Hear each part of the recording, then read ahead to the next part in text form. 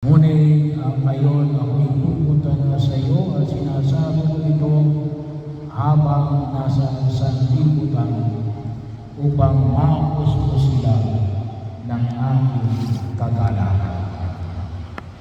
Pahayag ko ng Panginoon na tayo nais na lumigaya. Huwag natin kalimutan. Kung gusto natin lumigaya, mas gusto ng Diyos na tayo ay lumigaya. At hindi lang ba sa lumigaya? Ngunit makibahagi sa kanyang kaligayahan ang makadiyos ng kaligayahan. Ang mayaya ay napapaninig kayo. Lalo-lalo na kayo ay nagdiriwag ng iyong founding anniversary. Bahagi ko na huwag natin kalimutan, na huwag ay mapustos na yun ng kaligayahan. Pagkakataon na maalala ko ninyo, sabi natin, celebration, pagdiriwang, nawa ay maligaya, hindi lang yung sa kasihan.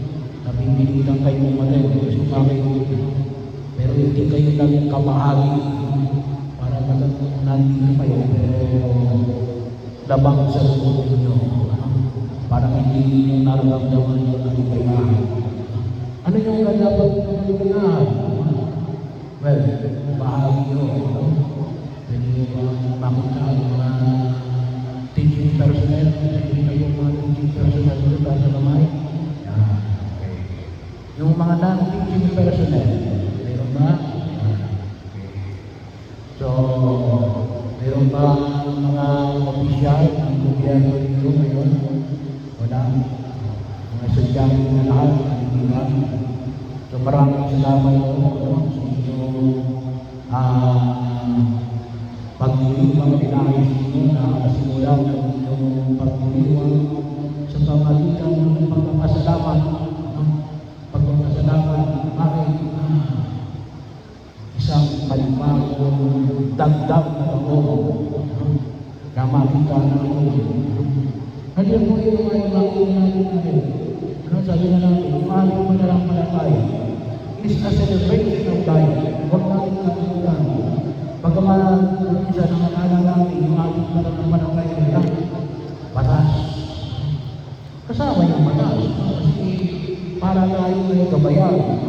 Pero huwag natin kalimutan natin na ang ating pananalig sa Diyos at dahil na yung inyong pag-aaral, ang inyong pagtuturo, ang inyong pagtatrabaho ay isang pagdiriwang ng buhay. Bakit? Kasi pakikiisa natin yun. Pakikiisa natin sa pagkilos ng Diyos. At ano yung pakikiisa natin sa pagkilos ng Diyos? Na malaman natin ang katotohanan. Kanina ay kinindihan natin yung kandila. Ito yung kutawagin natin ay Paschal Candle. Ano yung Paschal Candle? Kandila ng Misteryo Pascual ni Jesus, paghihirap magamagay ng pagkakuhan. Para alin, makita natin ang katotohanan. Kaya tayo nag-aaral, kaya tayo nagtuturo. Makita natin ang katotohanan. Bakit napakala tayo ang katotohanan? Sabagay, ayaw ng Diyos na tayo ay mapahamak. Gusto ng Diyos natin, magawin natin ang kaligtasan. At yung pagkakaroon ng katotohanan na magbibigay sa ating instruksyon sa pagkilos natin sa Pilipino. Sabagay kapag hindi natin makita yung katotohanan, hindi natin malalaman kung anong dapat natin isa sa katotohanan sa Pilipino.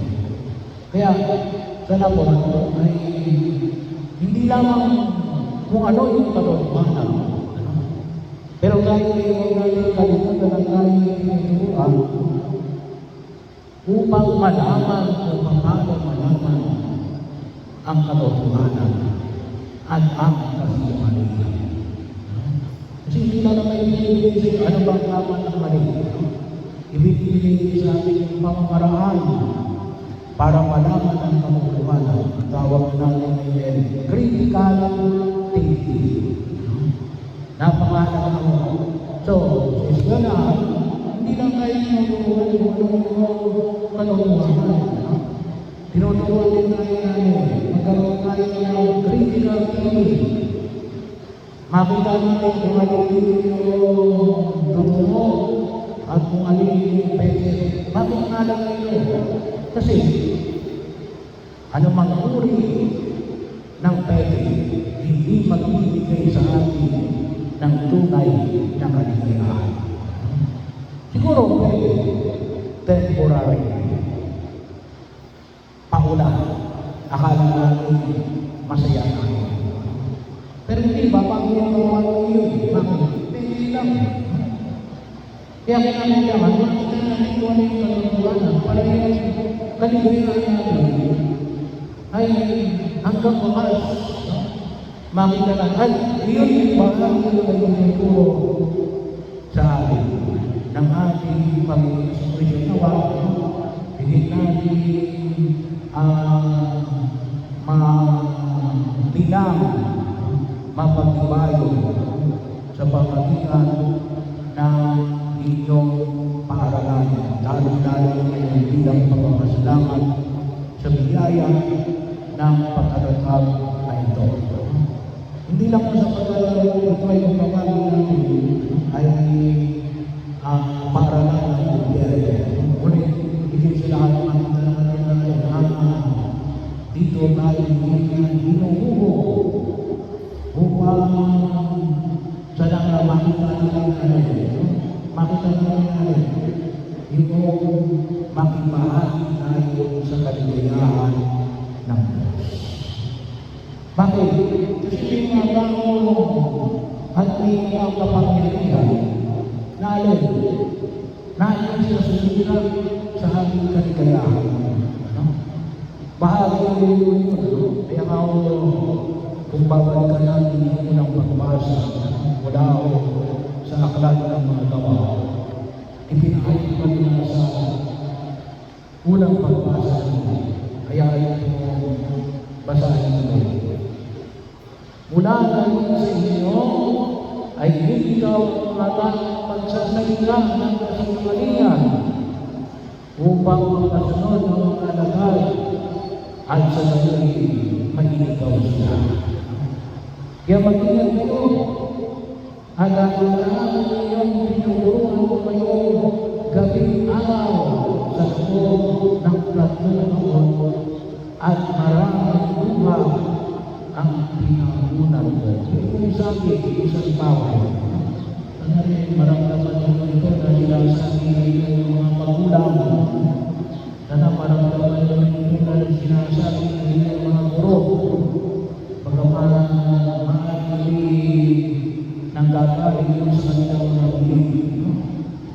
Pagkakataon na po saan ay maunawaan natin yung pangangalaga ng nais na matagpuan natin yung tunay na landas na ipinamamagin ng buong kapal.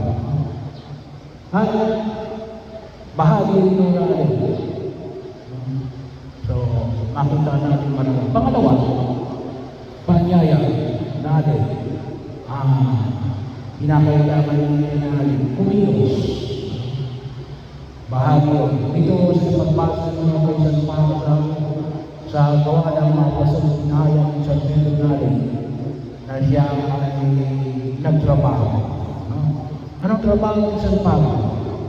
Gumagawa mo siya ng tola. Well, nung panahon na yun, nung kalimutan ng may tola. At ano yung pagay na pinayang ng kapala? Ay pagkakataon kung saan ay makita natin yung karangalan ng paggawa. Bahagi na nawa ko ay maipamatin natin. Huwag kayong maginawa. Bahagi na parangalan ninyo yung gawain ng pagkilos, ano man ang inyong trabaho na hinaharap, ay higit na kung saan makita natin ay matulungan tayo sa ating mga gawain, lalong-lalo na na makita natin ito bilang pangibahagi ng paggawa ng Diyos. Ito yun yung kalimitan, huwag natin kalimutan. Kayo ay creator. Kayo ay ibasa ito ng mga tingwan. Kapag kayo nagpaanak, naging kapaanak kayo ng pagsilang ng buhay sa mundo na ito. Kaya kayo ay kabahagi ng pagkakaroon ng buhay sa mundo ginagalawan. Anong maguri ng gawain? Ay huwag namin kalimutan natin pagkubahagi namin. At sana po, hindi lang yung celebration, katulad ng ginagawa namin ngayon, ay tawagin ay puto. Pero the very fact na kayo ay gumagawa, sana makita natin, this is a celebration of life. Kapag kayo nagtuturo, kapag kayo ay nakikinig, kapag kayo nag-aaral, sana makita ninyo na naman. Sana huwag mong kalimutan natin. Gusto rin natin